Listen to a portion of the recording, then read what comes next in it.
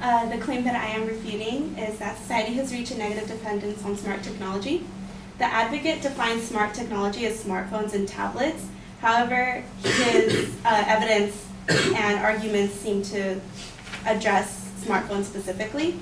The supporting claims were stated as topics, and they are cost of technology, decline of social interaction, and health.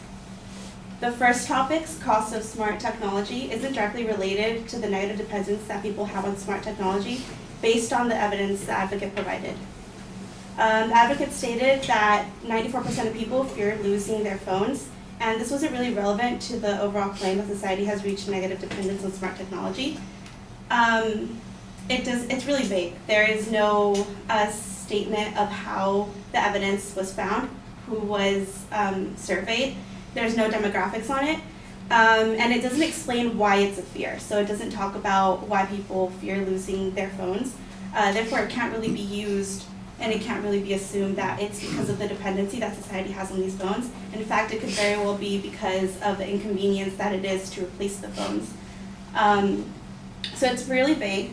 The advocate also states that there is a negative cost on the environment because of environmental waste. While this does it sounds like it would be a relative factor, the evidence that the advocate uses states that there is lead, nickel, cadmium, and mercury in these phones.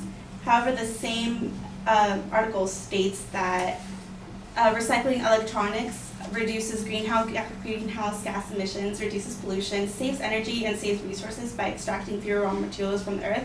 So it could very well be argued that it's actually a benefit to continue recycling these electronics. The second claim is that there's a decline in social interaction. The advocate states that 94% of online adults use multiple social networking sites. But another source, the dimension of leisure of life, individuals and society, states that creating meaningful relationships is about sharing our lives with others, and technology allows us to do that through photos, videos, text, and music.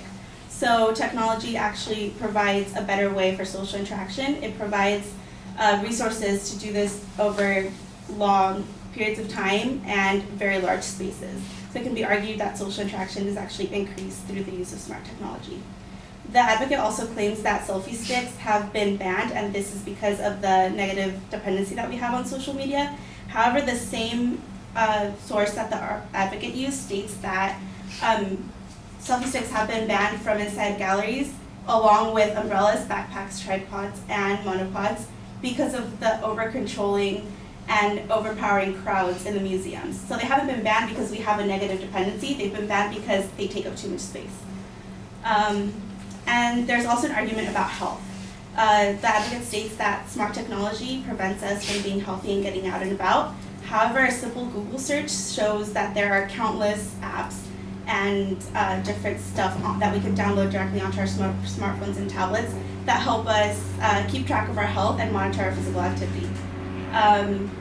Also, the advocate states that depression is a very big factor with the use of smart technology and the dependency we have on it.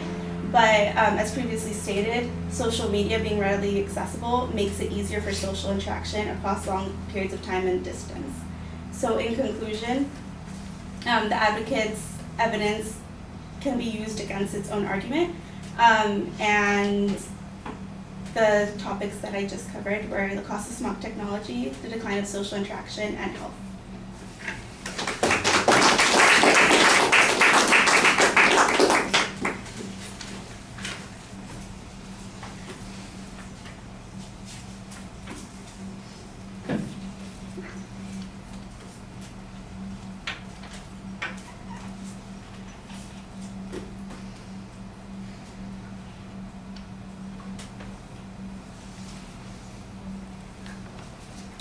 Organizationally, everything was clear on the first and the second points. Once we got past this decreased issue of social interaction, it broke down. I don't know if there was a third and a fourth point, or if the selfies and the health issues and depression are all 1 point, 2 points, or 3 points. So that got a little bit confusing.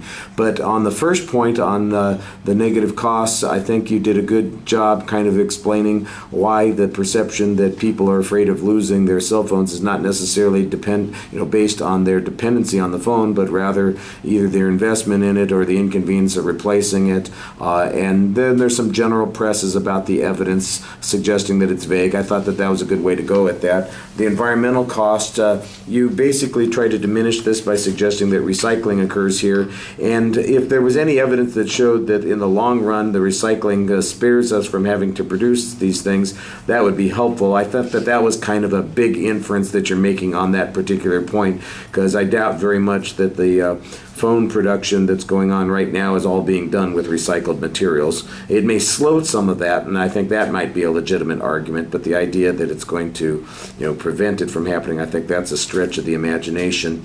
On the decrease on social interaction, I thought you had a very good explanation about defining what a relationship is, and that these media allow this very thing that is going on here. I think this is the one place where you didn't have the more direct attack on the evidence that the advocate had on this particular point. The one example that you do respond to here, and like I said, it wasn't clear to me if it was on this point or if it was a separate point itself, was the stuff about the selfie stick, and that's not really a measure of decline in social interaction. That was just a convenience issue, and I thought you had very good evidence on that responds to the point that they were presenting there. All right, thank you.